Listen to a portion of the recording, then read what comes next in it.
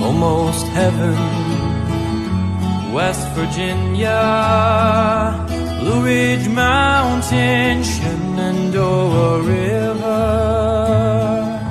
Now it's time for the Lou Desmond and Company Show with your host, Lou Desmond. I was just boggled. I mean, I assumed I must have been misunderstanding what he was saying. And now here's Lou. Life is older, older than the There's trees. no Lou tonight. It's the Lou Desmond and Company Show, minus Lou, but you've got good company, including your two regulars on Thursday. I'm John Tulac, international business attorney in Claremont, so I'm filling in as host this evening. And our excellent economist from the Drucker Center, Jay Prag. Welcome, Jay, to the Hi, John. regular day on Thursday. Always good to see you. We also have a guest tonight, a real expert on supply chain management, and knows a whole lot about what's going on with respect to tariffs and the impacts on your businesses. So welcome tonight to Lisa Anderson from LMA Consulting Group. How you doing, Lisa? Great, glad to be here. Now, Lisa and I can talk for hours on matters of policy relating to tariffs and trade, but we only have a half hour tonight, so we'll try to keep it a lot more focused. So let's just jump right in. Why don't you bring us up to date of what's going on in our ports of Long Beach and San Pedro, Lisa? Well, we had a record-breaking month, so shipments are powerful. They're pretty dramatic right now. Most companies took a pause when the tariffs first went into effect because they had built up inventory in advance, and they've worked through that inventory, and tariffs have largely leveled out, or at least they're known. And so, companies are shipping again. So what does that mean? Does that mean that this is a higher volume in anticipation of even higher tariffs than what have been proposed, kind of a bet against the making of trade deals, or is this kind of just taking advantage of the opportunity while it's there? Yeah, I think it's taking advantage of the opportunity while it's there. When they put it on pause for like a month and a half, maybe 2 months. Although I have to say the volumes, although the people related to the ports thought they were quite dramatic, they were not as low as I expected. And so they are making up for volume that they did not purchase during that time frame. So that's part of why it's higher, John. But in addition, it's just really kind of back to normal business. If they're going to like move manufacturing, let's say, or really what they'll do is diversify manufacturing. That takes a little time, so it's not going to impact the port volume like imminently. So I think it's just back to normal business, and they're preparing for the peak season coming up. Okay, so that's the Christmas season, right? And this would be Right. a typical time that you'd be bringing in inventory, August, September, yeah, have it on in the warehouse, have it ready to ship, so it's in the stores before Halloween now, I guess, is when you want it for Christmas. Exactly. And I mean, it's the bigger volume of ships is going to relate to peak season, but China did start shipping again finally. Some of the critical minerals, so like that's like basically things are more normal in quotes. I want to come back to the strategic minerals in a bit. Jay, what are you seeing with this? Are you reading anything to the volume? It looks like imports, I mean, not just coming into our ports, which are major in the country, but it looks like imports, went up all over our ports of entry in the last couple of months. So what are you seeing? Was it Well, yeah, I think Lisa nailed this one. I think it's a little bit of planning ahead. As soon as the tariffs are set, no matter where they are, there's going to be business activity, and people are going to find a way around it. Like any tax, there's always a question of who shares the burden, who's paying for it. It's not all passed along. That's almost never possible. No good is so in, demand that consumers are willing to pay all of a tax, and so the producer pays some, the consumer pays some. Prices have gone up a little bit, although anybody who overreacted to today's PPI doesn't understand the way prices work. The PPI is always noisier than the consumer price index, much noisier. So last month the PPI didn't go up at all, and that didn't get people too excited. So this month it went up a little more. That's okay. That's the way that inputs are. Um, but I think a whole lot of what concerned people was somehow these tariffs and other policies were going to wreck the economy, that we were going to go into a recession. And I guess the consensus now is that isn't going to happen. Just like we said on the show, Q2 GDP was actually way up, making up for the Q1 that was actually negative. Um, just a little bit of front running on the tariffs, a lot of export import stuff. Unemployment ticked up, but it's still historically very low. It is still lower than it ever got during the Obama administration, either one of the Obama administrations. Um, we're not likely heading into a recession. We're also not likely heading into World War III or anything else that people can talk about. So unless you happen to be a crook in Washington, D.C., I think things are okay. And the economy is correcting to the tariffs a little bit. Most of the major players have either been given a pass for a couple of months or are done. Um, I think it's really it's just time to start moving forward with what we've got. Yeah, and we talked about this on the show a few weeks ago that I didn't see anything that is directly attributable to tariffs showing up in the officially reported statistics yet. It was too early. I Right. thought maybe September would be the earliest. But anecdotally, Lisa, what you're probably hearing some of the same things I am, that the especially the smaller companies, they've borne the burden as long as they can. And they're either going to have to increase prices or in some cases go out of business. Is that what you're hearing as well?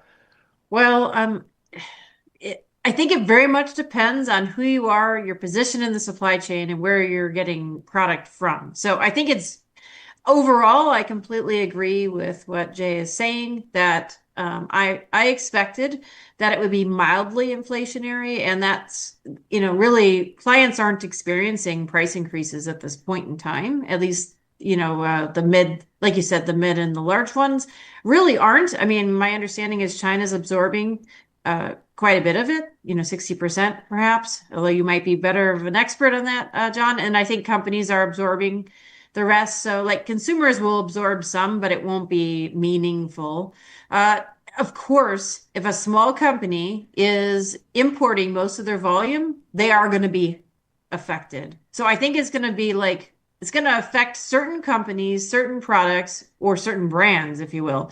So if you're flexible and most of my clients are changing sources of supply, it doesn't mean that they're like moving it all back necessarily, but there's going to be significant investments in the US, but they're at least changing sources of supply, changing which facility they get it from within their supplier because they may have multiple facilities. So they're doing things like that, but it's not necessarily increasing the price. Yeah, that's what I'm seeing as well. It's kind of a crazy quilt thing. Especially if you have aluminum or steel content and you're subject to the 25% on top of whatever else is being levied. They're the ones that are struggling the most. But That I would agree with. I mean, that you're absolutely right because I mean, although I did hear you probably aware of this, but I did hear that there's like a new aluminum smelter coming online or something or they're being invested in or something like that. So that's yeah, encouraging. I mean, there's opportunity out of this. I think misstated on the air a few months ago that there were only two smelters left in the United States, but I understand there are four, although I think two are pretty small. But yeah, so I stand corrected on that. So here's another interesting stat I found today. The amount of cardboard being produced being purchased, I should say, for packaging which is kind of an informal indicator about the economy, is down to its lowest level since 2015. So what do you make of that, Jay? Um, well, that I guess you're right that that's got to be at least something of a metric. There's always a question of what you pack in, depending on how far away it's coming from.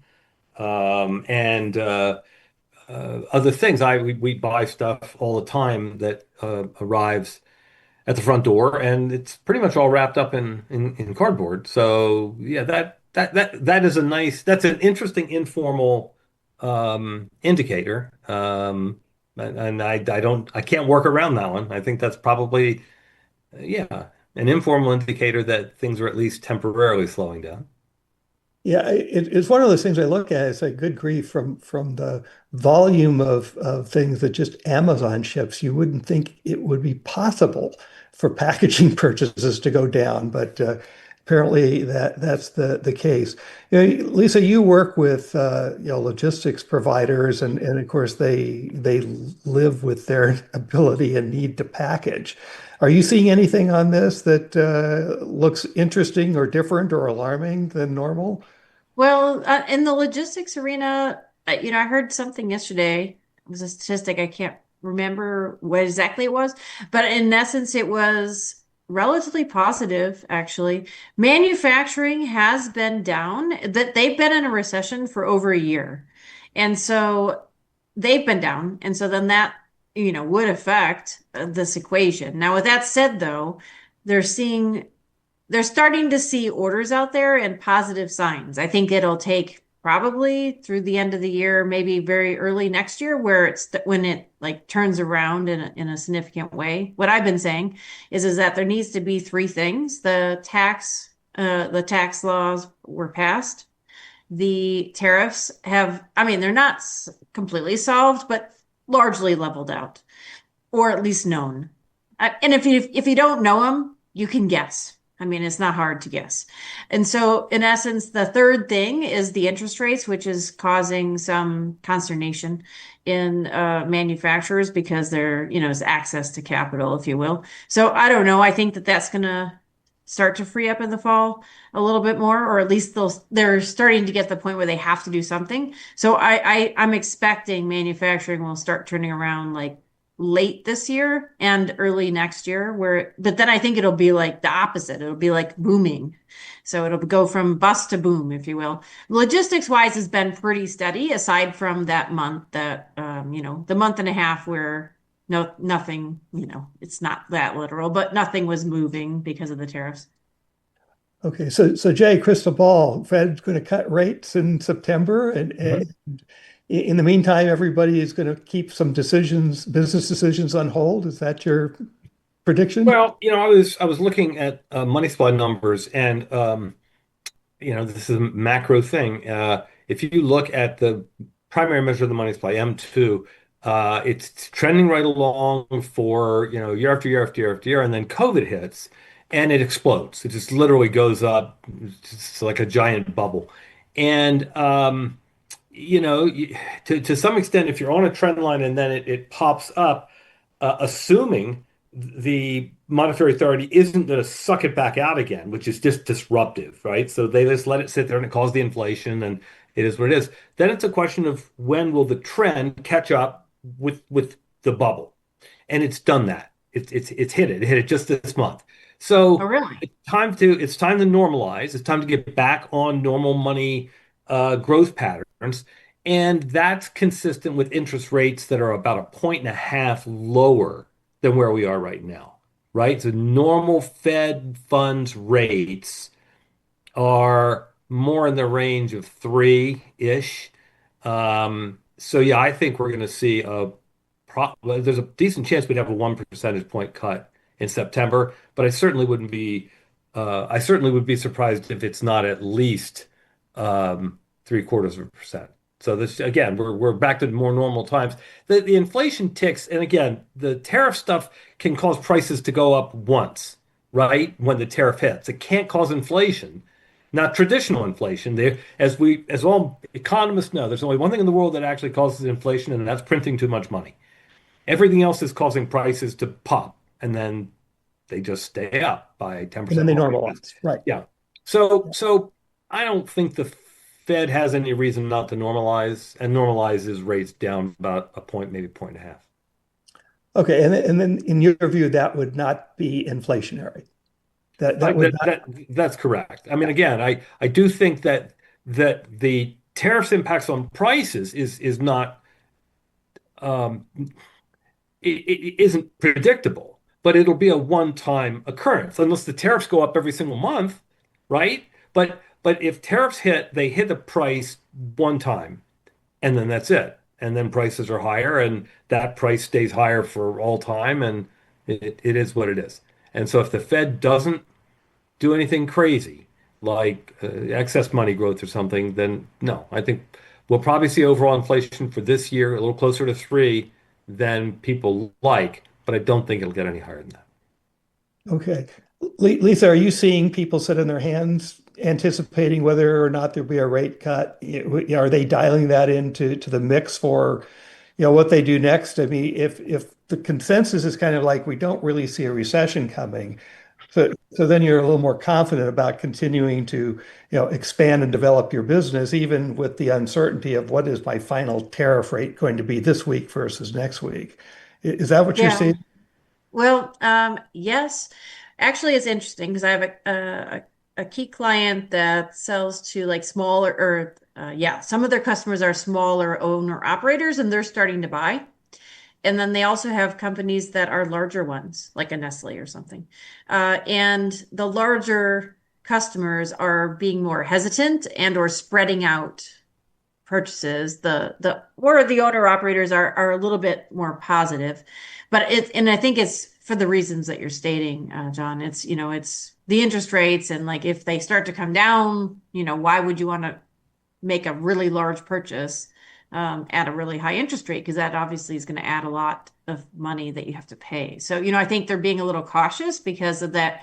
I was expecting it to like really boom, but then I realized there's the third stool to this whole equation. Like I said, the tariffs and the taxes are good, good, if you will, for them now, but the interest rates are still quite high.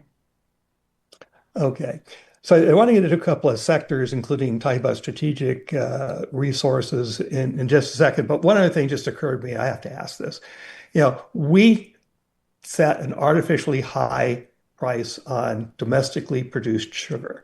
You can get sugar, from everywhere else in the world for, under a dime and what, 30 cents in the United States. And so the sugar wars, erupted again over that policy with President Trump insisting that cane sugar Coke was better than fructose syrup Coke, and we should have more cane sugar in our domestic Coca-Colas. Yeah, Jay, Oh, that's right. you got to weigh in on this price war. Well, again, I did a decade in South Florida in my life earlier, and the sugar's grown in Florida in many places, and the cheapest sugar in the world is 90 miles away in Cuba. There are a lot of sugar producers around the world. It's not that hard a thing to grow, but it doesn't grow in that many places in the United States. Yeah, this is a weird one. This is a commodity in most places that is cheap, like you said.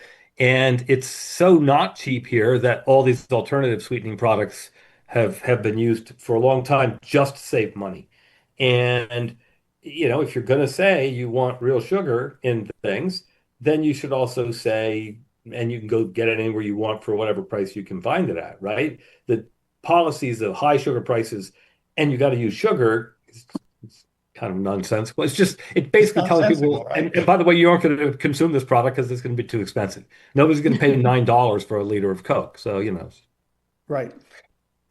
Yeah, I've heard that. I say, having bought sugar from Brazil for a client, good grief, about 15 years ago, and learning the intricacies of that market, it really was quite fascinating. I had a great time in Brazil, but oh my goodness, they all they could do is look at our sugar policy and say, Mhm. "You're crazy." Maybe it'll change. We'd love to sell to you like we sell ethanol to you. Mhm. Yeah, it'll be interesting. Maybe that'll change. I mean, that does seem like an odd one. It does. I don't do much with extra sugar in my life, but it's sometimes you need to have a little sugar in what you're cooking up for dinner, so you can't use fructose for that. No, you can't use stevia either. It just doesn't work. Yeah. No, you can taste it. It's not the Yeah. same thing. Okay, so let's talk about strategic resource a little bit. China has threatened and stopped multiple times over the decades about holding up delivering on rare earths and strategic minerals when they're not happy with us. And we've known this for at least 25 years. And we've done nothing to improve our own domestic production of rare earths and strategic minerals, which some of which we have in abundance in the United States, because rare earths aren't really all that rare. I mean, this is another failure, in my view, of policy, Jay, that we need this for our vital industries, for our high tech, and for our military, and we keep kicking this can down the road. Do you think the Trump administration will finally do something about this? Sure. Yeah. I mean, drill baby drill can be a lot of things other than oil. One of the problems is where we have plenty of them, but they're in places that are, for example, there's a fair number of them in California, in places out close to the Salton Sea and here, there, and everywhere. And the state of California is not particularly friendly towards the mining and extraction markets. California is still sitting on top of an awful lot of oil that it kind of doesn't let people pull out anymore. So, will the Trump administration allow rare earth mining on federal land, even if it happens to be in Zion Canyon? I don't know. I mean, again, there are parts of this that are trickier than others, but generically speaking, yeah, I don't know why we haven't closed that gap decades ago. Like you said, it makes very little sense.